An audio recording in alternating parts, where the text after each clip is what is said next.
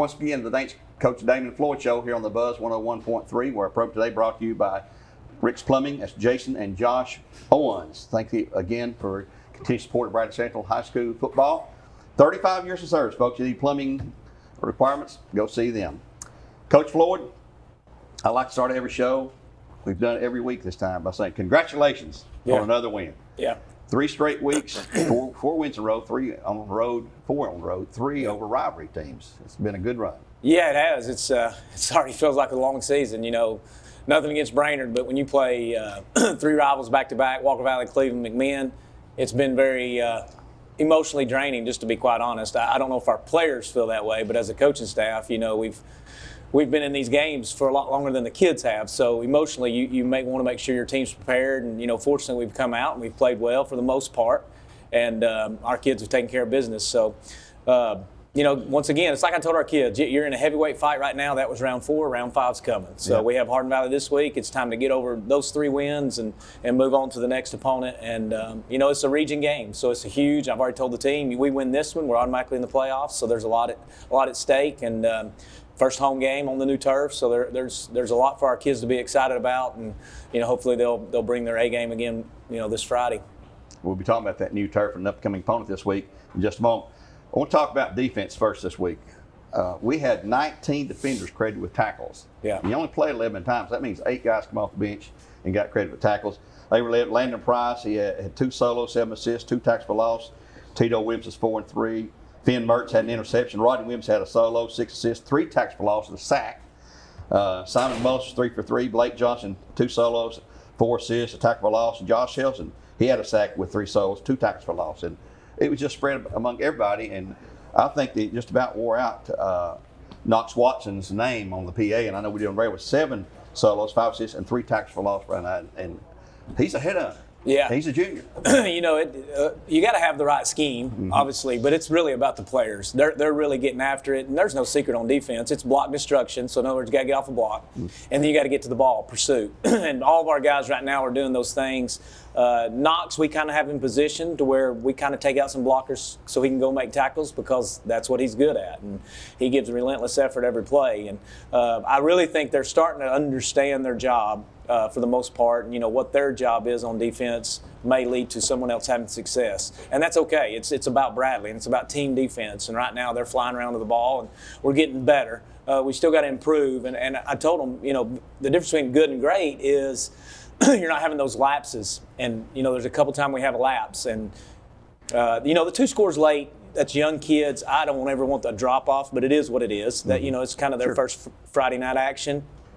But the two plays where we give up the long deep pass, that's what frustrates me. Right. Is because if we do our job there as individuals, then we got a chance for a really impressive night. And you know, quite honestly, if you look back the last 2 years, we owed McMinn, and they embarrassed us defensively. So it was nice to see our kids out there flying around. I thought there was no doubt we were the most physical team Friday night, and you know that's got to continue for us to have that kind of success. Well, 44-28 final there.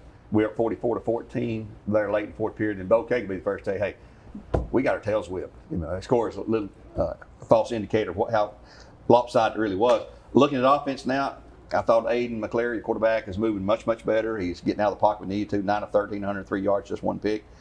Rushing, 35 rushes, 314 yards as a team, 9 yards per carry. That's almost the first end of time you touched the ball. And you had Jackson Wilson, 25 for 234, a touchdown. Nearly first and every time he touched the ball, had 2 receptions, 38 yards, another touchdown. Simon Mullis comes in. First time he touched the ball, takes for a touchdown. He comes back in later on, he takes for another 48-yard touchdown. Having players like, and they're both sophomores. Yeah. Both sophomores. You know, that's the good news there. But that offensive line, credit the runners because that's whose name gets mentioned. That offensive line, you know, they know. That's where it starts, and we don't get a yard if that line's not blocking, making holes, you know, giving us a chance. Well, just like we talked about team defense, now it's team offense. Yeah. And, you know, they were doing some stuff, and Marcus and some of those guys on the edges are getting a lot of attention. So, you know, they can't just load the box on us, and Aiden does a good job. He has reads that every snap pretty much where he can either run it or throw it, the RPOs. And but it does start up front. We said all along our offensive line is what we felt like coming into the season, our strength, and that's who we're going to rely on. Jackson and Simon both, they're really tough runners. A lot of yards after contact, no doubt about it, but our offensive line deserves a lot of credit. Along with Carter Howard, our H-back, he's Right. considered an offensive lineman for us. And really, they don't care who gets the credit. Once again, it's about Bradley having success, and that's one of the things you're proud of as a coach is everybody's worried about team success as opposed to individual stats. And I know players like stats, and they have goals, and they should.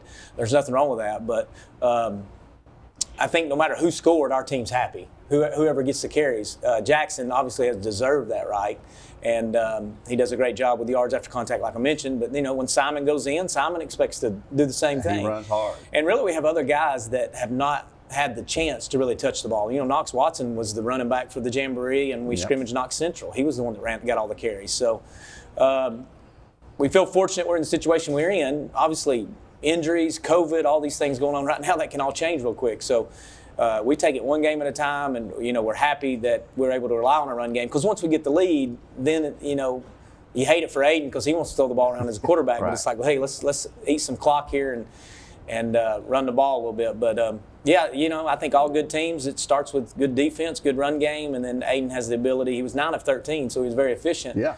When we did ask him to throw it, maybe not the long ball. We did have a chance at a couple with Taylor Dugan scoring the long touchdown, but just the efficient throws, keeping the chains moving. So altogether, once again, I know I'm repeating myself, but great team offense.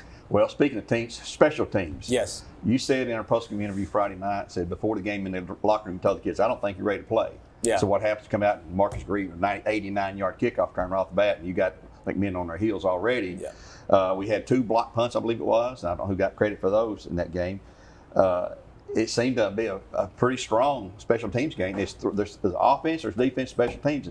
Special teams are in a lot more plays than people realize. They don't think about it, but they're in on a lot of special plays. But your special teams has been performing pretty well. Yeah, for the most part, I think it was huge. Obviously, Marcus returning that kickoff. Mm-hmm. Coach Hearn did a really good job of setting that up. He's in charge of kickoff return, and he really did feel like he's like that. This first one, when they kick it, we have a chance. And I don't think it was touched. Not that I remember. We had really good blocking, obviously, but the way they set up their kickoff team, we felt like if everybody does do their job, Marcus will be able to outrun them, and that's what happened. So a lot of credit goes to them. I did not think they were ready. As a matter of fact, we're in the locker room, and probably an hour before the game, and when we're in the locker room, we want our kids to kind of be quiet, not a lot of talking. You can listen to your headphones, but focus on your job.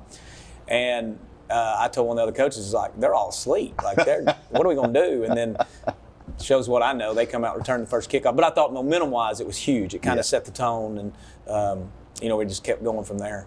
Jumped out the big 24-0 lead for them. Men could even get on the scoreboard, and that was late in the first half. And then we had some more scores there. And finally, 44-20, final score there. We'll take a break right here, right now, and we'll be back in just a minute. Look at upcoming opponents. Talk about that new turf as well. Back in a couple of minutes.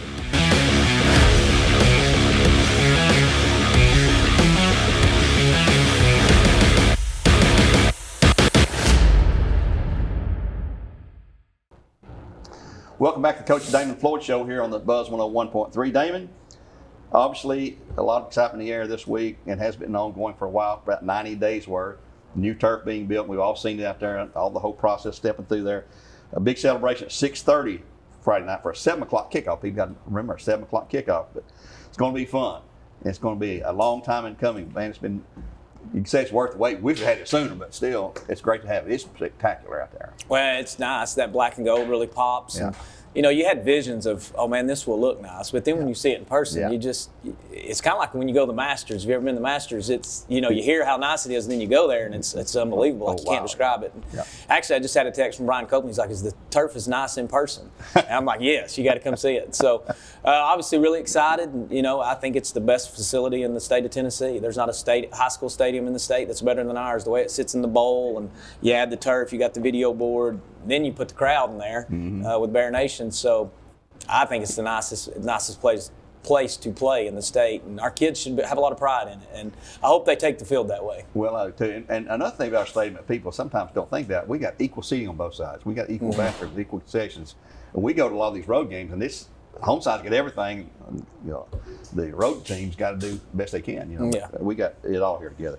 A lot of us remember going back to 2015. There's a lot of reasons this may have happened, but we were starting out that year 7-0 in the season. We ranked in the top 5, I was 3rd or 4th in the state.